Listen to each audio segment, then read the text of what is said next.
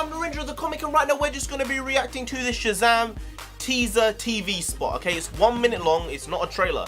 I mean, it's being classed as a teaser, but I mean, I'm going to call it a TV spot. Yeah, it's between 30 seconds and a minute long. I don't know, it might be like 10 seconds long and they might just have trolled us all.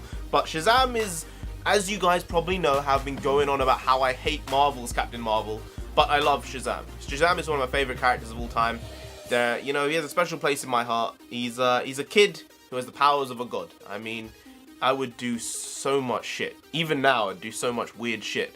And he sort of epitomizes that for every child. So he is one of my favorite heroes of all time. But let's get to this teaser TV spot trailer of sorts. Let's go. Daily bad, son. Uh-huh. I choose you. Say my name so my powers will become yours. Oh shit. Okay. Okay. Okay. Oh shit. Oh. Oh, I'd like to what purchase powers? some of your finest beer, please.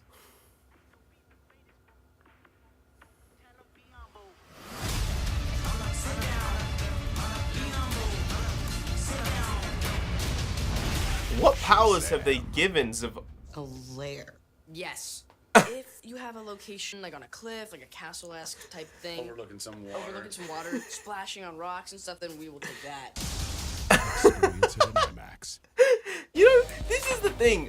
It has the feel of the Shazam comics that I used to read. So I'm 100% for this film. I think that the first trailers looked really, really good, and the editing looked good. The special effects looked amazing, considering his suit I wasn't sure would look solid. I thought his suit would actually look pretty shitty because sometimes they don't translate properly, but his suit looks great. I think DC might be onto something here, especially with Aquaman being as big of a success as it was. It made like 1.1 billion almost, I think 1.07 billion. It's almost at the end of its run, so I think it might get to 1.1 billion. I don't think anyone saw that happening, and I think a big component of that was because it did have a lighter tone. It was a DC film, it had dark tones, but at the same time, it was jovial, and it was funny, and it was fun, and it was a engaging story that kids could get on board with. Whereas something like Man of Steel, like a 5-year-old isn't going to be like, wow, that's so amazing. I don't think so, in my opinion. If I was 5 and I watched Man of Steel or Aquaman, I know which one I would be drawn to, and it would be Aquaman. It's just visually, it was just incredible. And I think this film has the chance of doing the same. I really think Shazam could potentially outgross Captain Marvel, you know, overall. Worldwide, I think it probably will. Domestically, I'm not sure that it will. But I feel worldwide, Shazam has a very good chance of making $700+ million because of how well Aquaman did.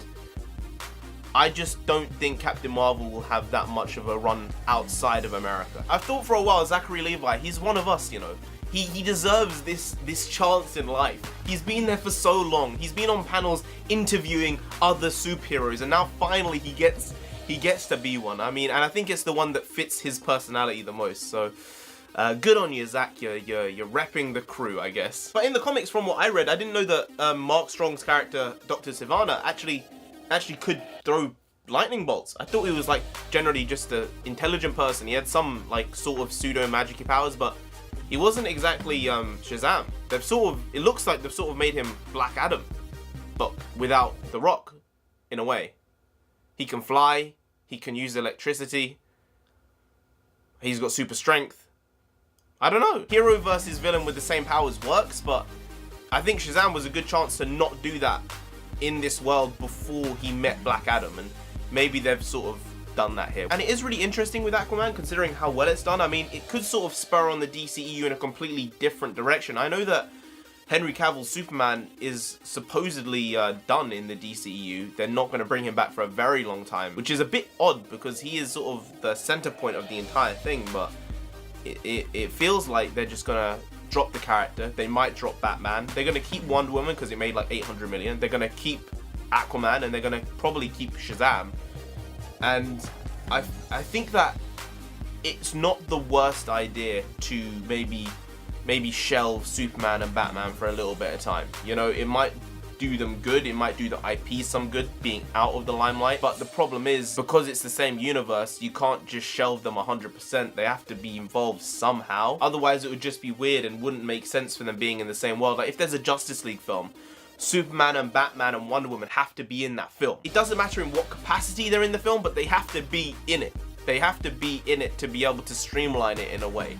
Unless they're going to try and make Aquaman and Wonder Woman the heads of this new DCEU, which it could work. You know, they have brand power in themselves. They're not Batman and Superman, but, you know, the world is about changing and growing, so I guess it can work. This is odd though, because DC are doing this in a potentially organic way, right? Because DC, it didn't work out for them first time round with Batman v Superman that well, and the Justice League was actually a flop. But with Wonder Woman and Aquaman, it worked out that people liked the characters, they enjoyed the characters, they just didn't like them in those films. So they decided, we're going to make films about these people. And they did well, and now they're saying they're going to lead the universe because of how well their films did. As opposed to what Marvel's doing with Captain Marvel. The film hasn't come out. It has some good buzz, Captain Marvel. It has some very bad buzz. But Marvel is just like, she's the person leading the universe. It is weird, isn't it? I suppose DC have a much more fluid system. I suppose the word is reactionary. They will react to what the market wants like that and say, well, they like this and they didn't like this, so we're going to forget that.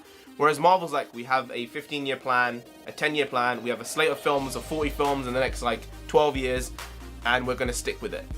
It's interesting to see what would happen if Marvel, not necessarily Captain Marvel, but if a Marvel film actually flopped, how they would structure the rest of the universe because of that. Because everything's done well in Marvel, as opposed to DC where things haven't done as successfully. So it would be interesting to see how they would function if one of their films, current films, do actually flop. They must have contingency plans in there. They have to have contingency plans in there. Really. There must be like Batman. Agamemnon 62. Agamemnon Red Sun or whatever it was. I don't know. That was actually a pretty good film as well. But anyway, guys, if you did enjoy this video, please do like, share, comment, and subscribe to the channel down there. If you didn't, then Black Adam himself is gonna come after you, and you don't want that. You really don't. So just subscribe anyway to avoid that. I've been NarendraTheComic. You've been great, and I'll see you next time. Skadoosh.